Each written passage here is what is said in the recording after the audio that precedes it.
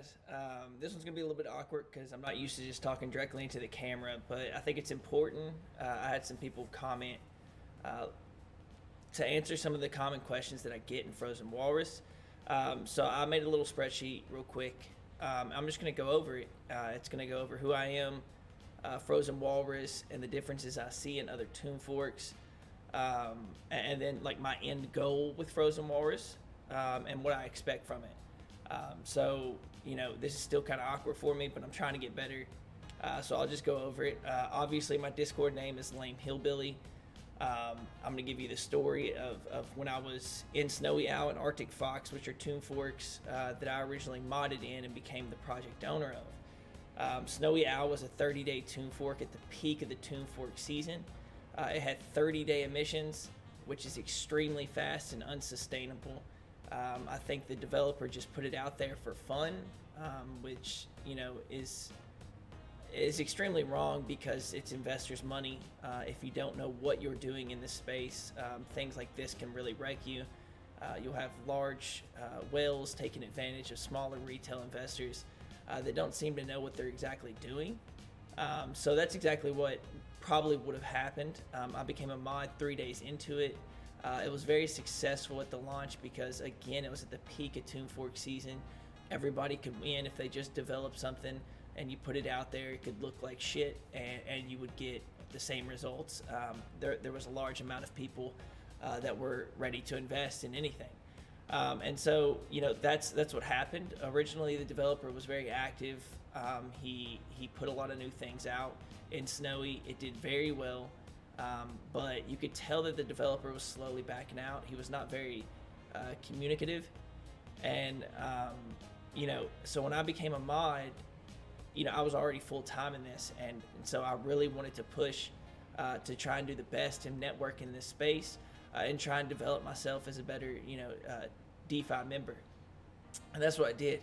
I was working 15 hours a day for still do for 3 months now.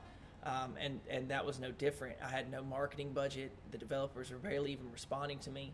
All I knew was that I was good at talking to people and kind of understanding frustrations and being able to navigate that because I have a bit of a developer background and navigate that and explain it back to the developer so that he could produce something without having any little to no conversation with the community itself. There was 5 other mods there. They were unresponsive most of the time. They were all in alt discords. Nobody was doxxed. I knew the developer didn't have any malicious intent, but I wanted to make sure the investors felt safe. So I publicly doxed. I did Ask Me Anythings. Even on vacation, I was doing Ask Me Anythings. I was doing anything I could to get more community respect and to try and, make Snowy Owl and Arctic Fox a success. And so I think we did that. We ran Snowy Owl again with 30-day emissions, meaning that the share emissions would end after 30 days, which is pretty much the main incentive of most Toon Forks at that time. No terminal utility had been made. So post farms, there was really nothing that you could do with those tokens. So it was pretty clear that they were going to dump. So we ran 22 of the 30 days above peg and never really went under it but like 1 or 2 times. And so, that's a success in itself. The developer was still around at this time. He was going to develop a layer 2, which would have been Arctic Fox. And I told him, please make it 180 days. He chose not to do that. He went for a 60-day emission cycle. And so what you do is you transition those Snowy Owl share and peg tokens, and you're now able to farm them with 2 new tokens, Fox and Fox Share. And so you have these 4 tokens in the same ecosystem, still very fast emissions, and it became very it had a lot of instability in it when we launched. And so, things got rocky there. Then the dev wish went completely cold. He went completely inactive, even though I was, explaining to him all of these things that needed to be fixed. Again, none of the other mods were stepping in. It was just me. I'm waking up at 4 o'clock in the morning because people were freaking out over prices. And so, it became exhausting, and the, not being able to do anything with the code. The contracts were renounced, meaning nothing can be done or changed. I asked the dev through a proxy person who knew him seemingly, and I said, just give it to me. Give me the protocol. Let me take over the treasury, everything. And he agreed within like 10 seconds. He was pretty much done. And so I took it over, and I used my networking and talking to get us connections with Great Finance and Dibs Money, and I used Great Finance's lead dev LB, to be able to add new things and help me learn the contract side of what I could change with a renounced contract. And so, we kept it running as best as we could, but it was pretty clear that it was becoming unsustainable at that point, because inflation was just so high, and this is right around when Tomb Forks were starting to kind of level out a little bit. So what I thought of doing is making something sustainable, learning from all of these mistakes, looking at other successful Tomb Forks, look at these mechanics they had in place that I thought were doing the protocol justice for sustainability.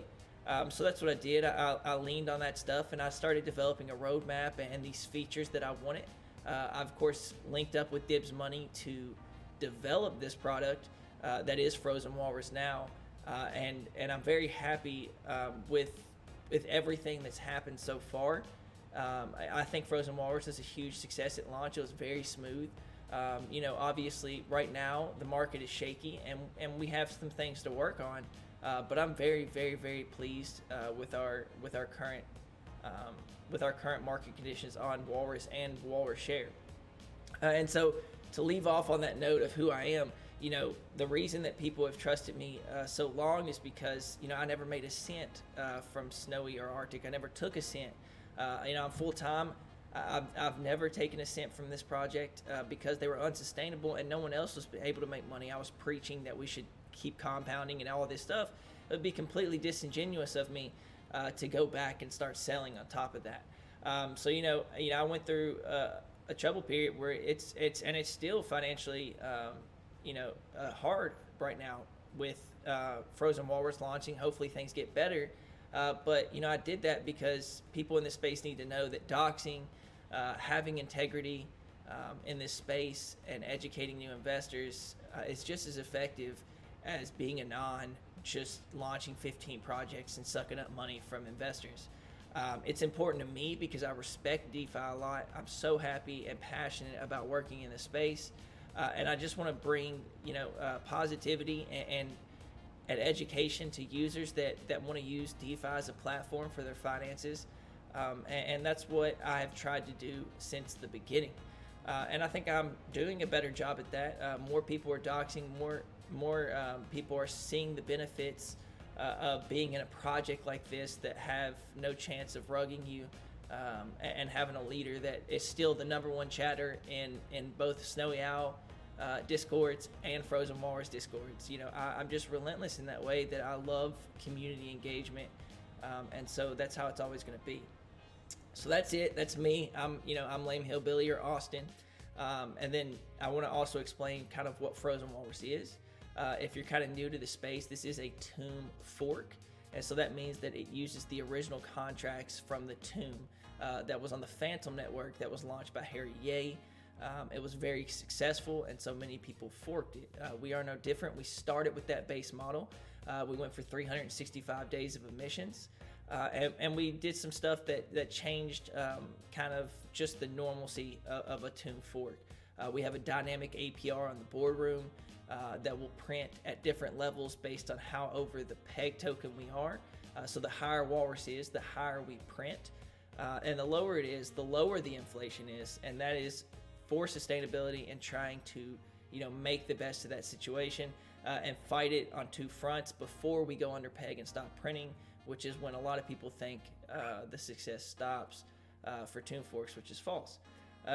We have a multi-peg with the same share. We'll be releasing more details on that in the coming weeks. Very excited for that because if everything follows through with that, it's a potential big partnership that I could garner. Now, I'm not saying it's going to be an official partnership, but I'm very excited about this one specifically.